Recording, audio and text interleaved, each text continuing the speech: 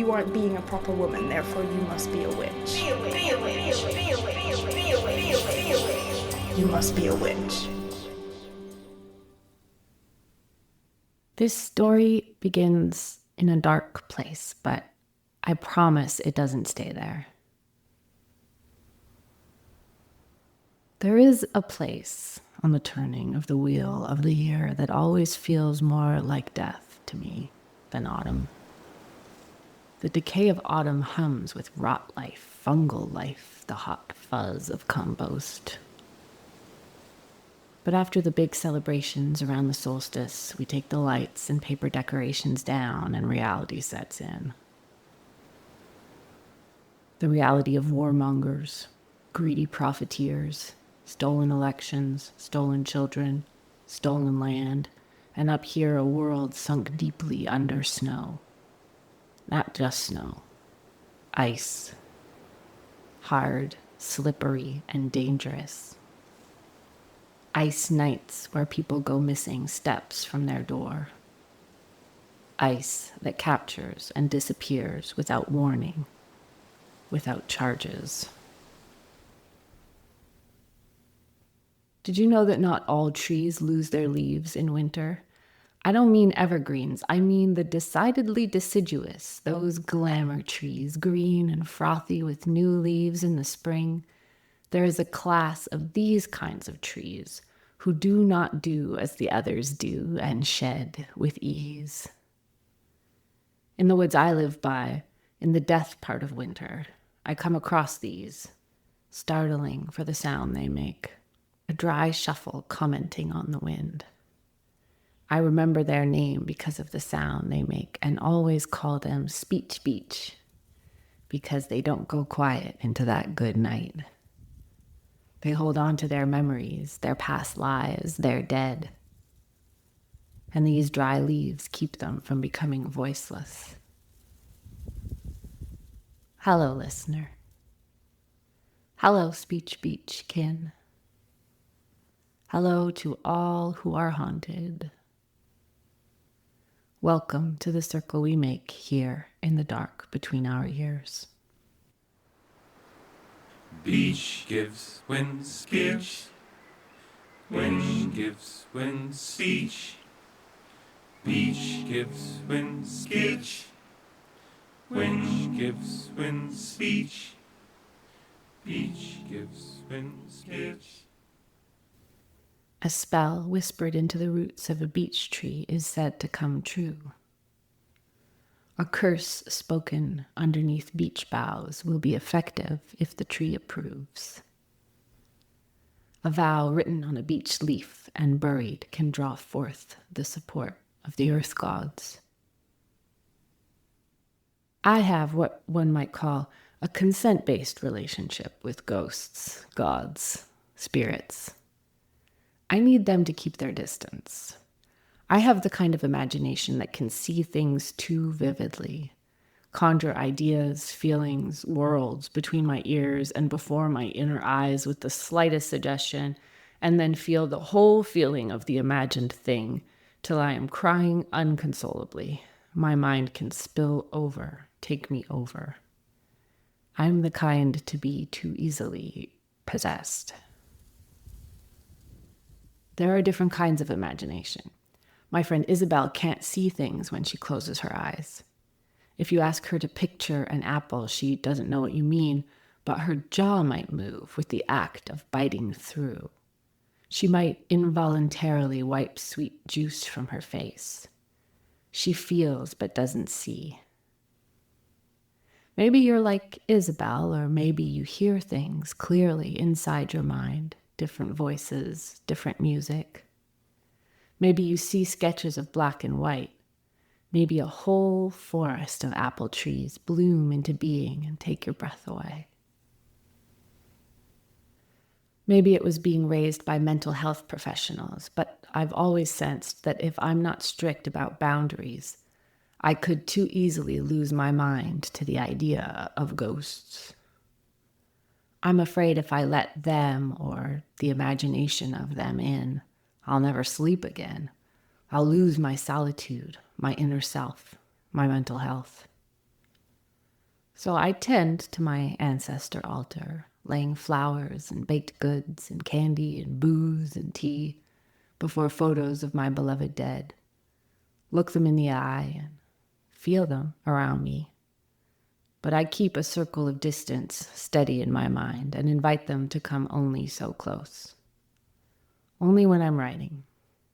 I don't accept seeing or hearing them elsewhere. This is the place we can fuse or collaborate. Here, with each spurt of thought turned to gentle tapping, manifesting in strings of light. Dark marks stored in light, in what might one day be printed on the bodies of trees. This is where I hear the rattling of the dry leaves kept lovingly close long after the green quickness in them is gone. This is where I send my prayers, here and into the roots of trees. Beech gives when speech, when gives when speech. In beech trees, this behavior of ghost keeping is called marcescence. Biologists theorize that this behavior evolved in certain tree families, maybe as a means of protection. The leaves rattle and startle in the quiet winter woods and scare off nervous deer who, starving, would pull off the bark of trees when no other sweeter food is available, and in doing so damage the tree's thin defenses against insects and rot, which can mean death come spring. Each leaf dances with other leaves as the storm crashes. Beechkin keep our dead close for protection. They make us bigger and louder than we are on our own. When we are skin and bones and out in the cold, we are not alone. In the wind, we hold our arms up, and our ancestors used the wind to speak, to cackle, to roar, to keep our own death at bay while we stay and complete our turning of the wheel.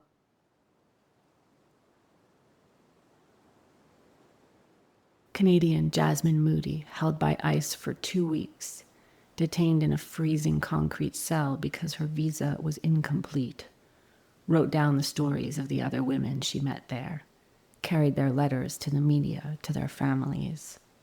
None of the people she met had a criminal record. People just trying to make a life disappeared and tormented without due process by guards who didn't themselves know why, didn't know what was going on, knew what they saw and did was wrong. I met a woman who had been on a road trip with her husband, wrote Moody. She said they had 10-year work visas. While driving near the San Diego border, they mistakenly got into a lane leading to Mexico. They stopped and told the agent they didn't have their passports on them, expecting to be redirected. Instead, they were detained. They are both pastors.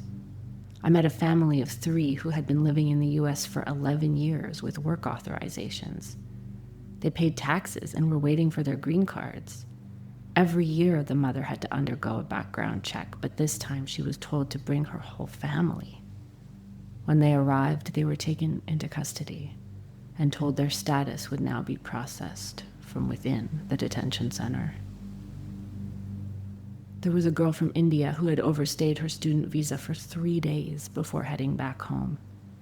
She then came back to the U.S. on a new valid visa to finish her master's degree and was handed over to ICE due to the 3 days she had overstayed on her previous visa. There were women who had been picked up off the street, from outside their workplaces, from inside their homes. All of these women told me that they had been detained for time spans ranging from a few weeks to 10 months. One woman's daughter was outside the detention center, protesting for her release. Trust me, the very trees scream their fury at this and every injustice. They lend their voices and their strength to the incantation, life, liberty, the pursuit of happiness. Justice, they whisper. Justice.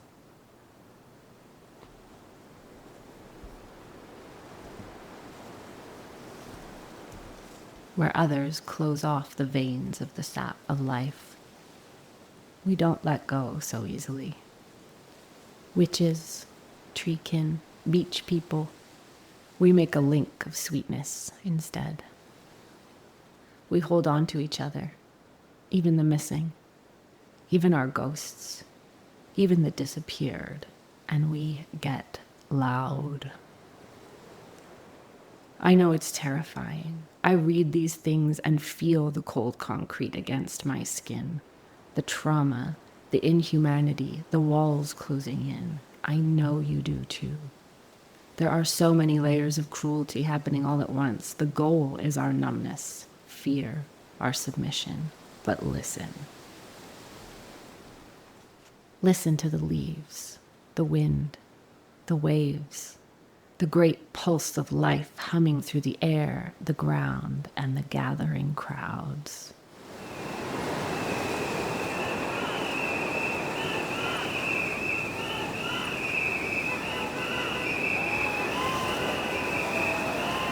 We are everywhere. We are everywhere. Indigenous leaders taught us to look for the medicine that shows up. Mr. Rogers taught us to look for the helpers. The spiders that live with the beech tree teach us to infiltrate and hide in plain sight. They protect their eggs with 2 different colors of silk for camouflage. Trees send you this breath and the next with the message, we are everywhere, everywhere. There are more of us who still remember empathy and love and care than there are of them. Imagine.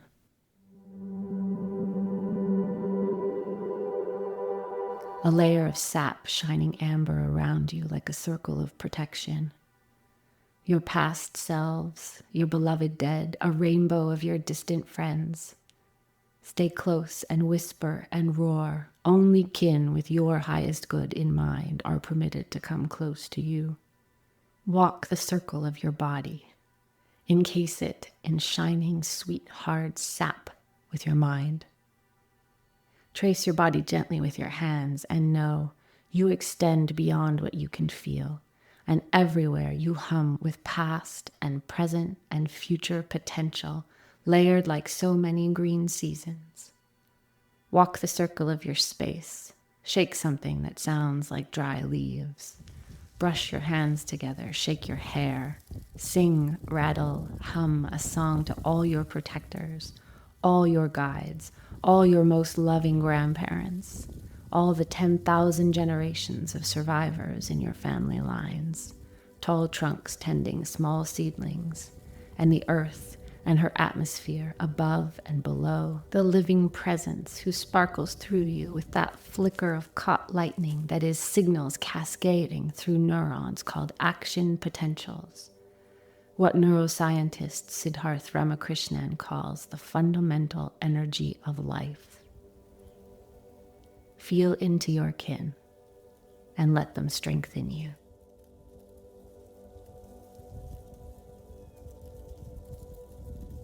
This is the season of just a little more light. Spring is pages we flip past on a calendar. The earth is under 6 feet of snowpack. We walk on the lake and my kid says we are walking on clouds, and she's right. The wind is material, is ice. Change is in the degree of light, making mornings fill up with a hope longing, the idea of melting, if not the melt itself. Enchantment is an unforgetting. After the season of death is the season of soon now, but not yet. The underground is alive.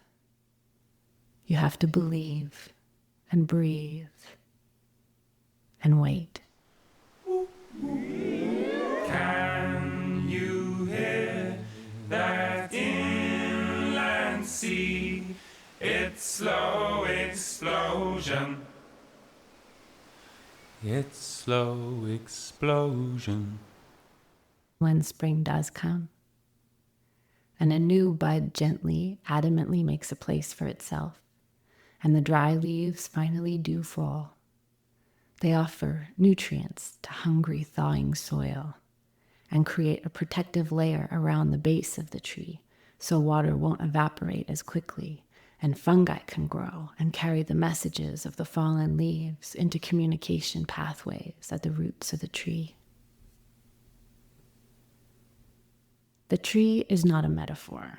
The tree predates us and the concept of metaphor by millions of years. The beech tree is the genus Fagus, the etymological origin of the word fag or faggot. A bundle of beech branches wandered through time and became hate speech. But it rests my heart a little to know that in their root words, queer kids and singing ancient beech trees are kin. The genus Fagus has an exceptionally complete fossil record. They are record keepers dating back to the late early Eocene, a period roughly 52 to 47.8 million years ago. A time when the world was free of ice and covered in forests. Eocene means new dawn and earns its name because of all the new fauna that emerged at this time. This period ends with mass extinction events as the planet's climate changes and slips into ice. Beaches remember all of this.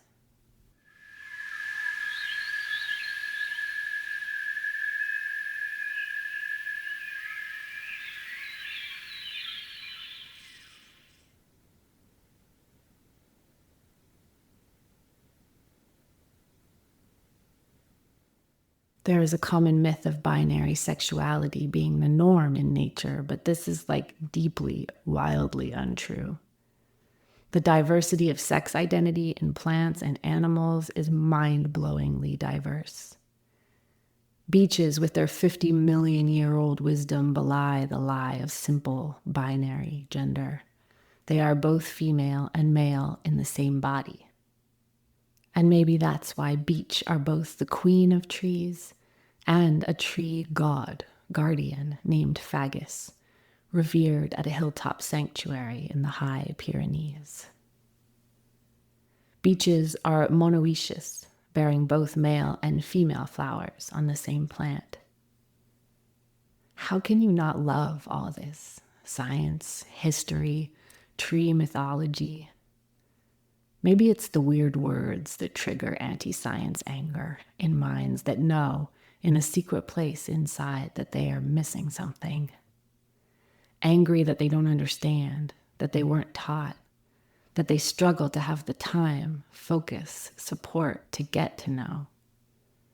The gap widens as fields radically specialize and opens sharp caverns of danger between people, especially in places with politicized education systems. What the sciences have discovered, each in their rapidly advancing domains, digging deep into the earth, into language, into cells, standing on shoulders of giants with long digital arms and robot legs racing them forward, gets harder for the uninitiated to wrap our minds around. And millions of people get left behind in lead-painted, underfunded classrooms, angry at the injustice of not getting to know too, to go to. And that anger has to go somewhere. The anger of the knowledge poor, systematically disenfranchised from science and culture and collective action, requires our radical empathy. But the people put in physical danger by that anger deserve, by rights, the blazing heart of our protection. Each person has a right to safety. And when violence is threatened or enacted, the victims have got to be kept at the very center and heart of protection and of our revolutionary action. And that's why we're loud about trans rights, about indigenous women, about poverty, the rights of immigrants and refugees and people with disabilities, and about the importance of teaching the history of slavery.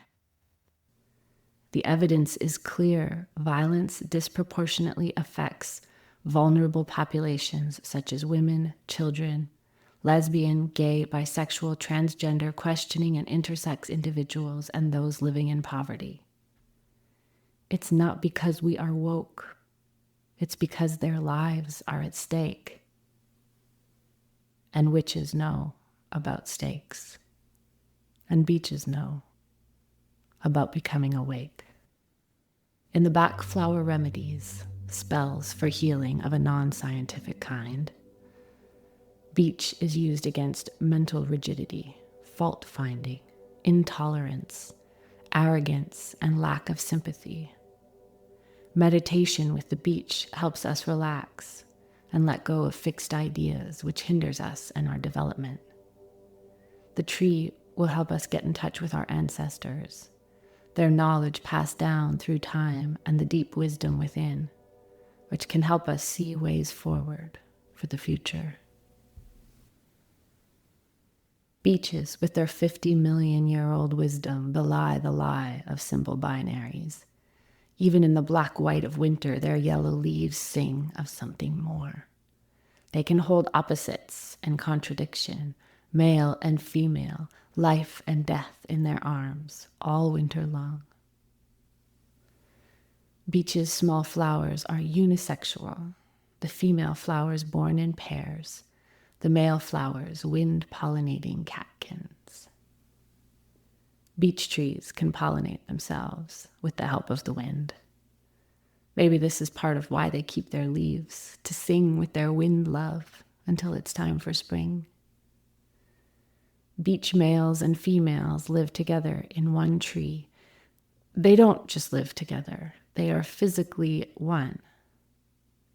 Just as you and I are physically one on this being that is Earth, even though I know it's hard to feel that, tiny as we are, and isolated in our busy, working, waking minds, with our default mode networks in high alert all the time. I can only see what I can see from here. I can only imagine so far with the thought structures, symbols, dreams, and ideas I have accessed so far. But out there, beyond the reach of all my roots and branches, everything I've read and experienced, the web is vast. And beings are loving in myriad ways in order to keep life unfolding. And my little life force is a part of that. And if anything is divine, it's that. The limitless, cascading mesh of ongoing.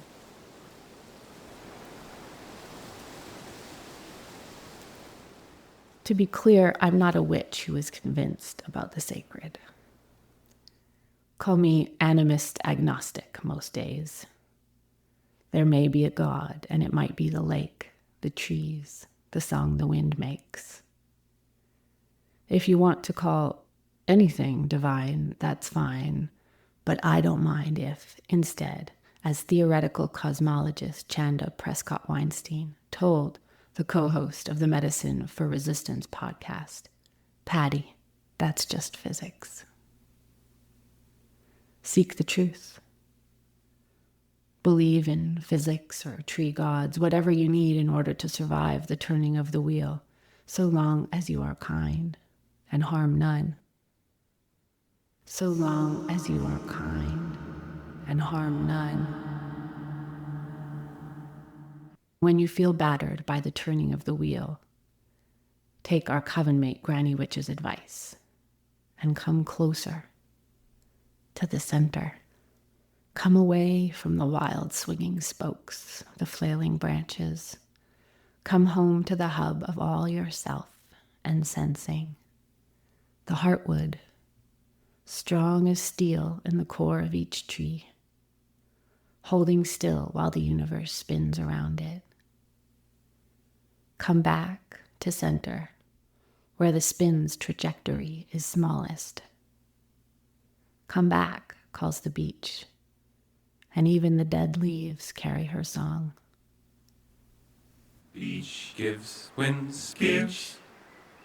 Wind gives wind speech. Beech gives wind speech. Wind gives wind speech. Beech gives wind speech. Wind gives wind speech. Gives wind speech. Gives wind speech. Wind gives wind speech.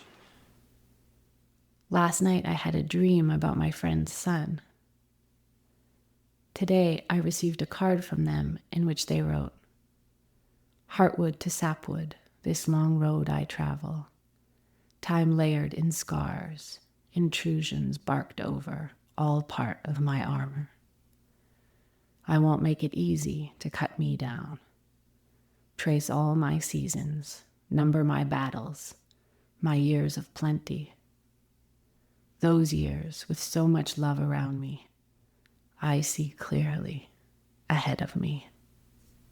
Each branch reaches to other branches as the gale rises. Each leaf dances with other leaves as the storm crashes. Last fall, we walked along the wide sunny path through the forest on the far side of the little lake where we live, out here north of Montreal on unceded Anishinaabe territory. It was warm, and the leaves had just begun to turn.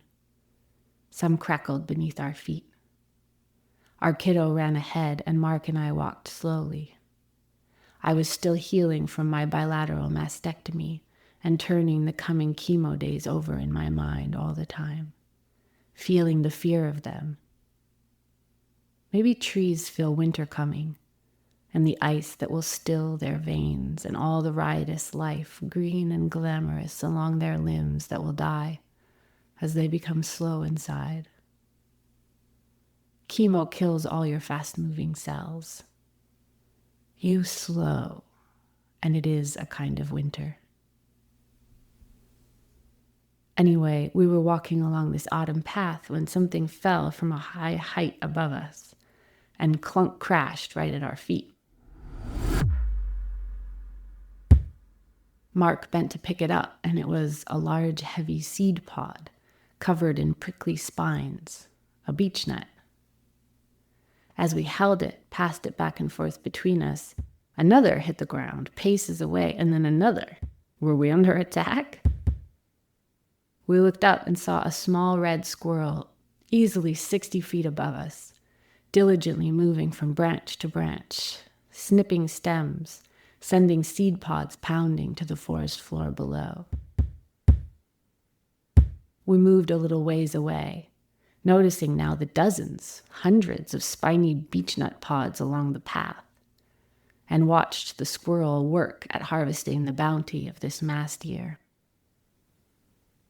It seemed manic, wasteful to send so many nuts to the ground, more than they could find and gather and hoard for the winter.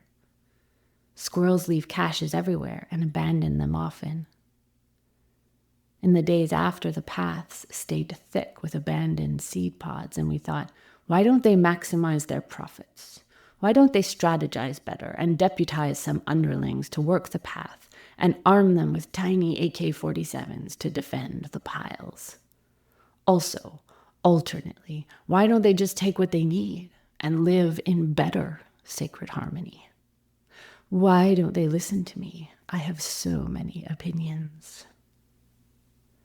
My ego painted itself all over the forest, and I felt a little ashamed. J.K. Anderson writes, "I will never comprehend a tree as a footpath like a squirrel can. I can't understand the sky the way a vulture riding a thermal does. I can't know what a pond is the way a musk turtle knows. But I will sense the presence of these hidden perspectives, and feel grateful that my human ways of knowing the world do not hold a monopoly on reality. There's comfort in my certainty that the scope of natural perception is not tethered to my own limitations. Perhaps it's worth imagining ourselves from the perspective of squirrels. How brave we are to walk boldly across the ground in full view of hawks and foxes. How impossibly giant. How remarkably long-lived. How magnificent it must feel to be too heavy to be carried off by grasping talons and beating wings. We can all imagine the biting words of make-believe critics. So we can also imagine the accolades of admiring squirrels. We are, after all, storytellers. Make sure that some of the stories you tell yourself are kind. A little further on in his heartbreaking, mending memoir, Something in the Forest Loves You, Jarod continues, as with most invisible wonders, the problem is that we don't take the time to notice, to interrogate our typical viewpoints about squirrels. If we don't willfully opt out, we default to the standard stories of our culture. Yes, they will empty your bird feeder. They are also the most effective and essential forest regenerators in North America, compulsively burying nuts, many of which they never retrieve. Some assume this is an accident, but I doubt accident is the correct word for an ancient process that expands forests and enriches species beyond count. It's amazing what humans will dismiss as happenstance in the absence of an anthropocentric story of clear intention. Some gray squirrels have been observed pretending to bury a nut if they think they are being observed. A feint to fool would-be robbers. They are one of a very few mammals that can climb down a tree head first.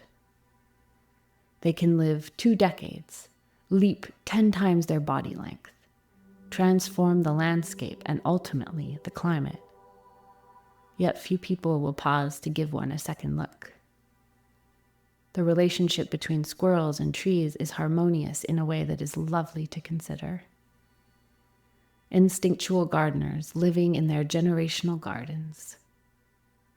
In the dynamic of squirrels and trees, it's hard to say which is the shepherd and which is the flock. There's a wonderful lesson in that. Disparate creatures thoughtlessly caring for one another. As natural as breathing. End quote.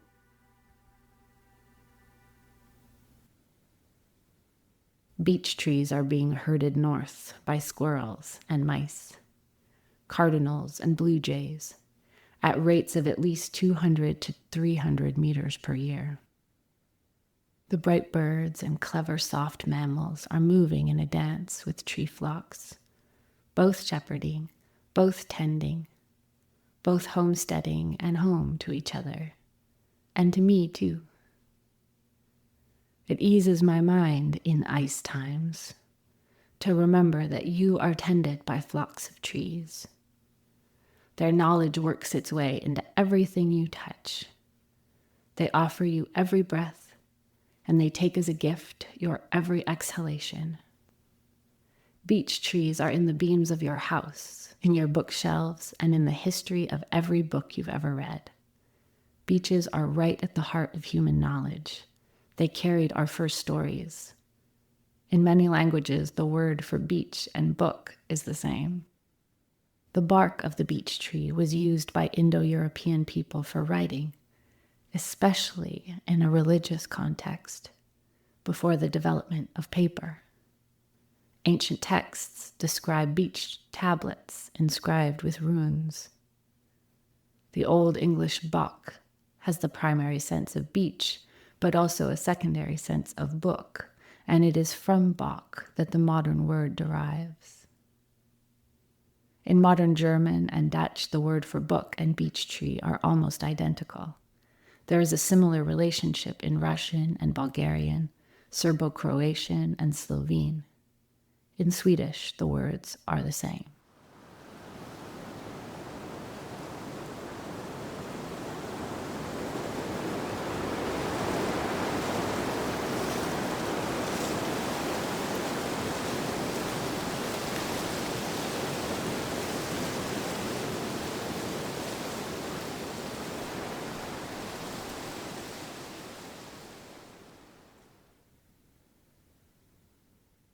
Beeches speak and carry speech, and know about how to make ideas material.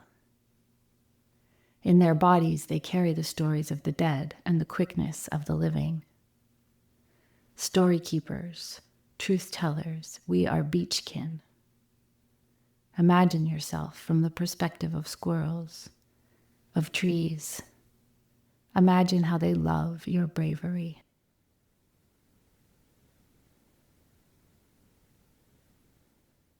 We watched the squirrel tend the beech flock in the fall, in the before chemo time, and now it's frozen spring and we are in the after chemo. The pain has almost entirely left my legs and fingers. I feel moments of pure euphoria at being alive, no matter what, no matter how many body parts I must sacrifice on the altar of my survival. I'm like the giving tree. Take these breasts, branches, ovaries, womb. Fuck it. I am alive. Beech trees can regrow from stumps. No matter how terrifying the greedy maw of oligarchs, the would-be murderers of human empathy, the anti-science, anti-care machines of dictators, fuck you all. I am alive. Right now, I rage with the glory of a heart still pumping, and the trees scream and whisper the same. We are still here. We are legion. We are allied with all that wants to live and all that ever has been. Hear us on the wind. Each leaf dances with other leaves as the storm crashes. Can you hear that inland sea? Its slow explosion. Its slow explosion. I'm speaking to you from the days before real spring and before radiation begins, when the hot waves, the heat in your skin, chases away the last microscopic cancer cells that have gone deep underground, buried in the flesh, hidden in the lymphatic system. Certain tailored beams of light will seek them out. But I'm not ready for it yet.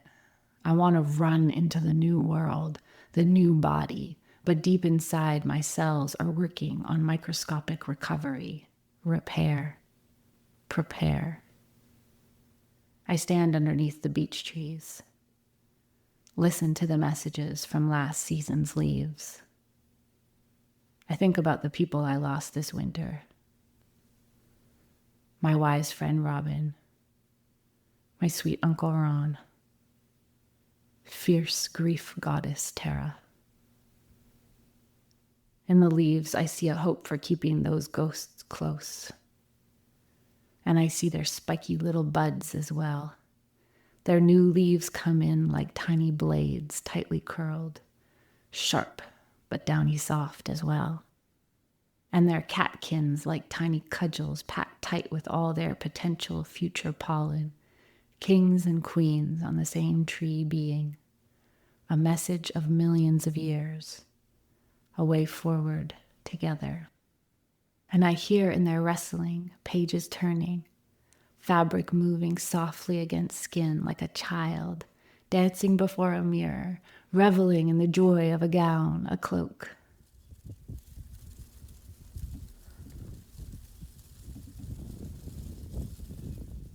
In our family, all our garments are thrifted. My grandmother is a thrift witch, and she taught us the ways of returning to the hoards regularly, calling what you need to you.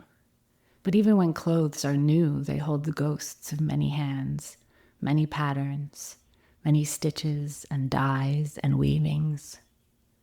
Beech tree, teach me to listen to the stories in my clothes. Make every object that comes close to our skin animate, so that it speaks of how we might contribute to the weaving of care for the stitch makers of the world. My grandmother's in the hospital.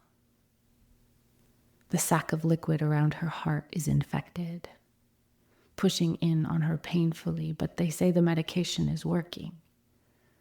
They'll just increase the dose one more time, and at 92, the careful caretakers say, one more day, don't worry, she'll be home soon, where she belongs, under a blanket crocheted by her mother or quilted by mine, sitting in state over puzzles, queen of the scrabble board, playing dolls with my daughter, dressing them in all the tiny handmade clothes she made last Christmas.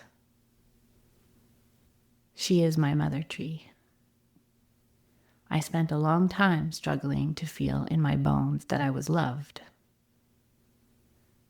Love never seemed to quite make it past my blades and cudgels, all my tightly curled defenses. I knew it on paper, and I pretended, but not with her. She didn't have to slip past my defenses. Around her, they were just gone. She is love, like a protective layer around my heart. Like messages under the ground moving through my whole system.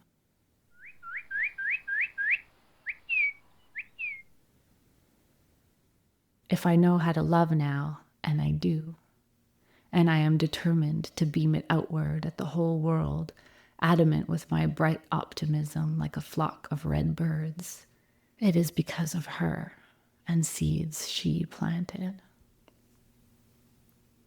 My grandmother loves cardinals. We went and had a sleepover with her at her tiny house after chemo before she got sick, and counted 37 cardinals in her 10-foot by 10-foot living room. When I was in labor, a cardinal landed on the beech tree I rocked and moaned beneath. And after my daughter was born, cardinals sat outside my window while I healed. I spoke to her today from the hospital, and she said she spent the days watching the world go by from her window, and just this morning she swore she'd seen a cardinal flashing past. I say this to say that even when evil casts an illusion of our isolation, we are surrounded by good grandparents. Beeches can live 400 years. If you don't know your grandmother, or if she was not kind, you can borrow mine. She is tiny and humble, and wears slippers that say glam. She laughs easily and likes a little afternoon ginger and whiskey. She is cupping her soft, pale, delicate hand gently to your face and saying, I love you, my darling. She is medicine for the softest part of you, of me. Together we will keep alight a legacy of kindness and empathy. We will be warriors for birdsong and tender saplings. Hi, this is Great Grandma calling. I'm calling to tell you how wonderful my children are. I love all you people. I love all my family. Be brave and accept things as they are. I love you all very, very dearly. Right to the end, I love you. You're so sweet, so caring, so loving. You brought me a lot of happiness in my day. Have a long life, guys. Love you.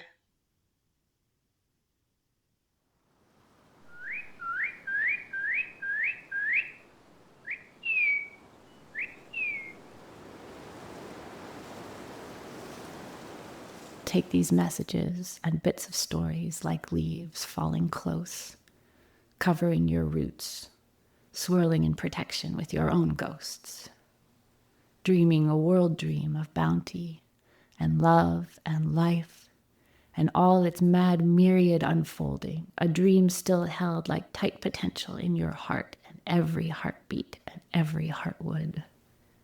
The possibility of a new dawn, Eocene, a kind of heaven on earth, not a place of exclusion or manic piles of cryptocurrency, but a living tapestry in mutual tending, life in chirping, joyful balance, in brilliant, multicolored harmony.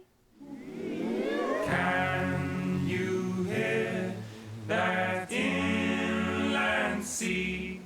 That's the spell, still written all along your skin and trunk, like the blue-green lichen circles that walk along the faces of the beach.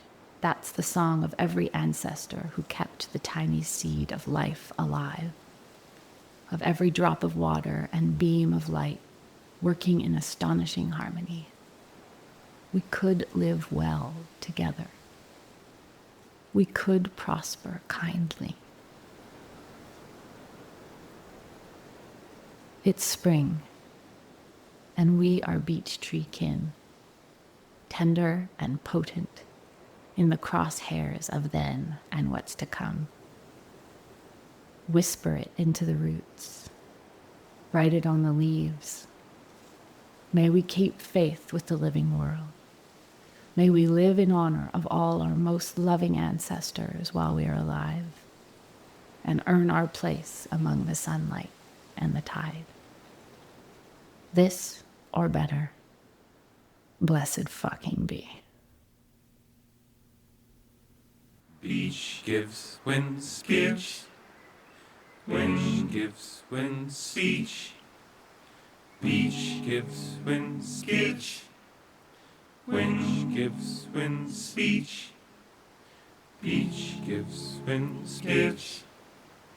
Wind gives wind speech. Gives wind speech. Gives wind speech. Wind gives wind speech. Each branch reaches to other branches as the gale rises. Each leaf dances with other leaves as the storm crashes. Can you hear that inland sea? Its slow explosion. Its slow explosion. Its slow explosion. High in the hillwoods, huge surf breaks far from any ocean.